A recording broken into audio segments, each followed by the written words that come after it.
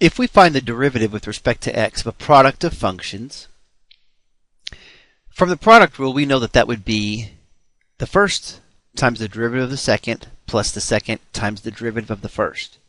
And then if we integrate both sides, we would wind up with u v prime dx plus vu prime dx integrated, and this integral would just be this product uv, and we can express v prime dx as a function of x in terms of a derivative. So we would have the integral of u dv plus the integral of v du when we express u prime dx as du.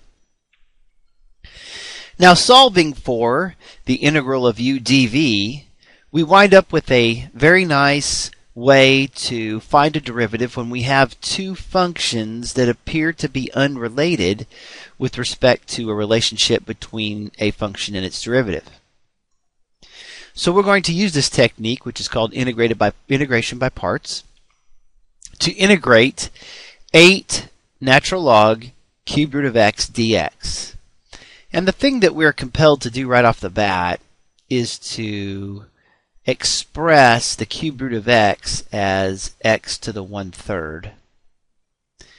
And then the thing that we remember is that if we have the log of a variable raised to a power like this, we can pull the power down front.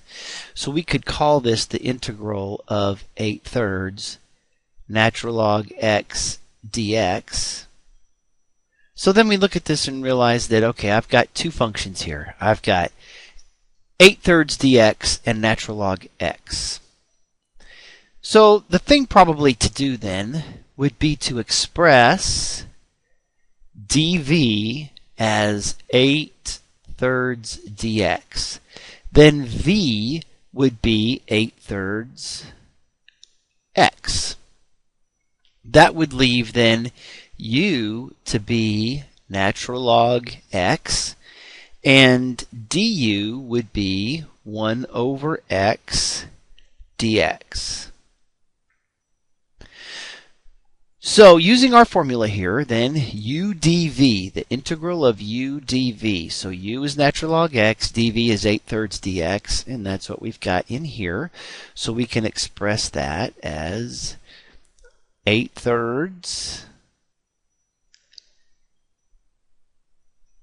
natural log x dx, and break that up into u times v. So u times v, that's going to be 8/3 x natural log x minus the integral of v du. So v is 8/3 x, and du is 1 over x dx. But this is going to simplify pretty nicely. We'll have 8/3 x natural log x minus, we can bring the 8/3 out front. The x and the 1 over x will cancel, and we'll have the integral of dx. And that's just going to be, when we integrate that, that'll just be x plus c. So we're left with 8/3 x natural log x minus 8/3 x plus some constant.